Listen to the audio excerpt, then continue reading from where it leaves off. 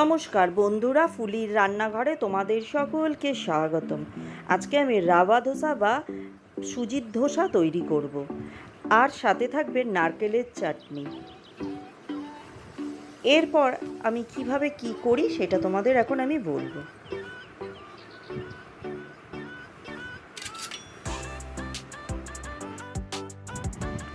এখানে আমি একটা পাত্রের মধ্যে 1 কাপ সুজি নিয়ে নিলাম, আর দিলাম 1 কাপ চালের গুঁড়ো, আর দেব সেই কাপেরই হাফ কাপ ময়দা। এরপর এর মধ্যে দিয়ে দেব স্বাদ অনুযায়ী লবণ, হাফ চামচেরও কম দিয়ে দেব মৌরি,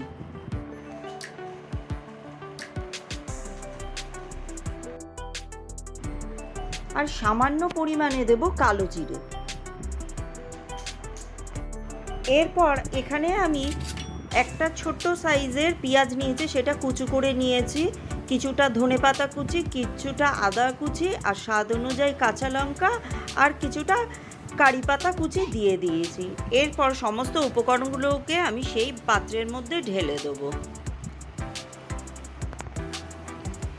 এরপর সেটাকে আমি জল দিয়ে খুব ভালো করে মিশিয়ে নেব। এইটা কিন্তু গাঢ় হবে না, পাতলাই ব্যাটারটা তৈরি করতে হবে। এইভাবে আমি ভালো করে মিশিয়ে নিয়ে সেটাকে আধা ঘন্টার জন্য ঢাকা দিয়ে রেখে দেবো।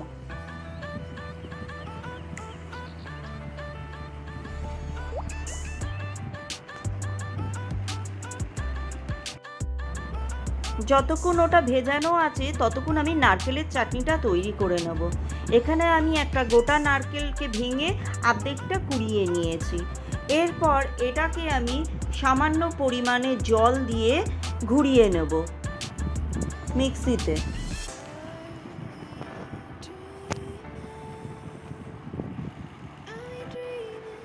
এরপর এর মধ্যে কিছুটা বাদাম, স্বাদ অনুযায়ী কাঁচা লঙ্কা, একটা ছোট সাইজের পেঁয়াজ, আর দিয়ে দেবো কারি পাতা কুচি। এরপর কিছুটা জল দিয়ে এটাকে খুব ভালো করে পেস্ট করে নেব।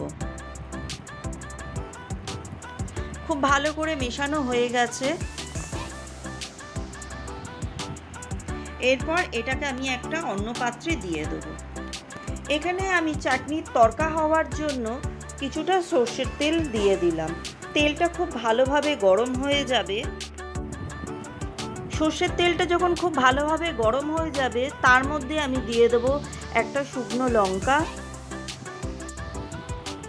কিছুটা সর্ষেটা যখন চটপট করবে তখন তার মধ্যে কিছুটা কারি পাতা দিয়ে দেবো। এরপর এটাকে আমি সেই নারকেলের চাটনির মধ্যে ঢেলে দেবো। এখানে আমি স্কিপ করে গেছি, আমি এই নারকেলের চাটনিটার মধ্যে কিন্তু সামান্য নুন মিশিয়েছিলাম। এরপর আমি একটা তাওয়া বসিয়েছি, সেটাকে খুব ভালো করে গরম করে নিয়েছি, তার মধ্যে তেল ব্রাশ করে নিয়েছি। এরপর আমি সেই যে ভেজানো রাবাটাকে তার মধ্যে দিয়ে দিলাম। এরপর এটা কিন্তু খুব কম আঁচে 3 থেকে 4 মিনিটের জন্য হতে দিতে হবে। 3 থেকে 4 মিনিট পর আপসেই নিজের থেকে উঠে আসবে।